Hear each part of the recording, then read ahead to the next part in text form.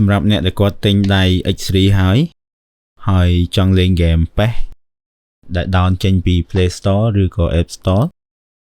យើងអាច connect បានណាចឹងខ្ញុំប្រាប់ពីរបៀប connect ជូនជាដំបូងយើងចុចប៊ូតុង Home និងអក្សរ A ឲ្យជាប់ប្រហែលជា2 second អញ្ចឹងវា load ភ្លើងនៅចំលេខ1ភ្លើងក្រហមនេះដល់មកយើងចូលទៅកាន់ device របស់យើង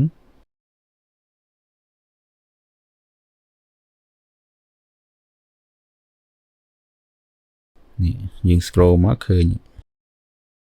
ឈ្មោះវា game PES plus V3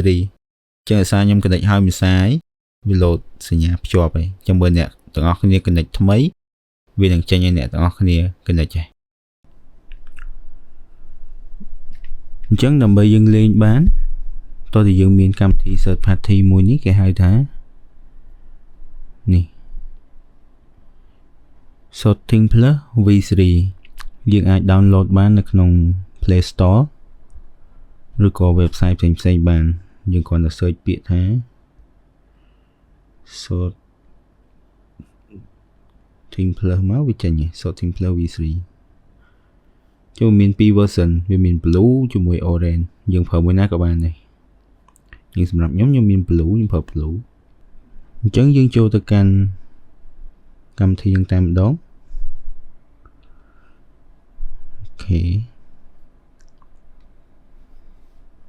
ចឹងអ្នកទាំងអស់គ្នាឃើញសញ្ញានេះ green នេះបង្ហាញថា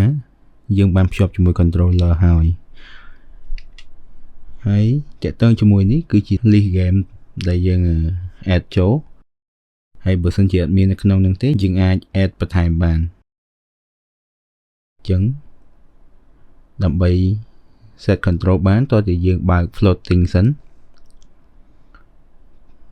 ចូលកន្លែងនេះមកអូខេ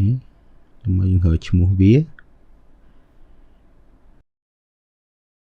ឃើញអ្នកទាំងអស់គ្នាឃើញទេវាអត់តន់ allow ឲ្យទេដោយសារយើងអត់តន់បើកអញ្ចឹងយើងចូលមកយើងបើកវា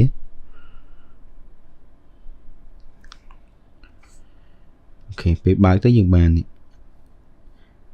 icon សញ្ញា V3 នេះមួយនេះអ្នកទាំងអស់គ្នាឃើញទេនេះឥឡូវខ្ញុំដាក់វានៅគៀនហើយខ្ញុំចូលទៅកាន់ game PES តែម្ដងដើម្បី set control ឲ្យអ្នកទាំងអស់គ្នាមើលអញ្ចឹងពេល set ងាយស្រួលទេអ្នកទាំងអស់គ្នាយើងគ្រាន់ចុចលើ icon V3 ហ្នឹងមក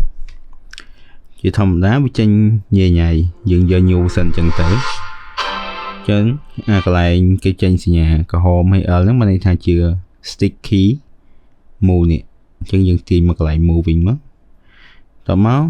យើងចង់ set ប៊ូតុង A ហ្នឹងទៅលើ key អីគេ key សុទ្ធឬក៏ passe បើធម្មតា passe អញ្ចឹងណា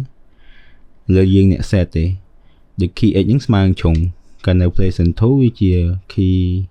សុទ្ធ B clear bar ឬក៏នេះអញ្ចឹងនៅ game PES យើងវាដូចគ្នា clear ហើយមួយនេះវាដូចគ្នាតោះមកយើងចូលទៅកាន់ game PES ដើម្បីតេស្តទាំងអស់គ្នាអ្នកទាំងអស់គ្នាឃើញទេ icon V3 នេះយើងចុចលើវាមកអញ្ចឹងវាមានកន្លែងសេរីដៃដូចនេះអញ្ចឹង stick L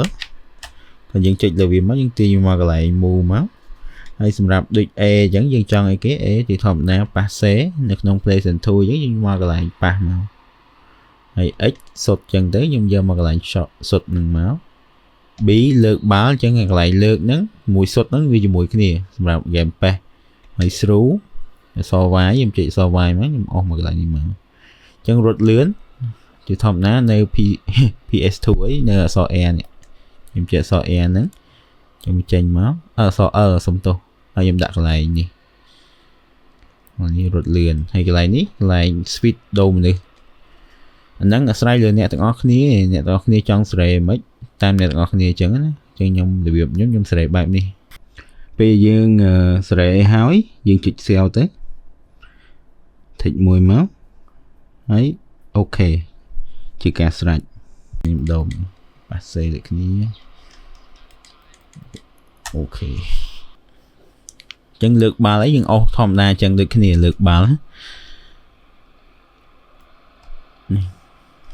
album ខ្ញុំមួយអាសេលើក import មួយដល់ចឹងអ្នកទាំងអស់គ្នាអាចលេងបានណានៅលើដៃ X3 សម្រាប់ Game Pass ប៉ុន្តែ Game Pass ហ្គេមអីផ្សេងៗយើងអាចលេងបានឲ្យតែ game ដែលយើង down ពី App Store ឬក៏ Play Store យើងលេងបានទាំងអស់ស្គាល់ទាំងអស់ណាគេពេចូលបាត់ហើយបើសិនជាអ្នកទាំងអស់គ្នាមានចម្ងល់អីផ្សេងៗអាចឆាតចូល page ឬតាក់ទងតាម Telegram ផ្ទាល់ខាងហាងនឹងរងចាំ reply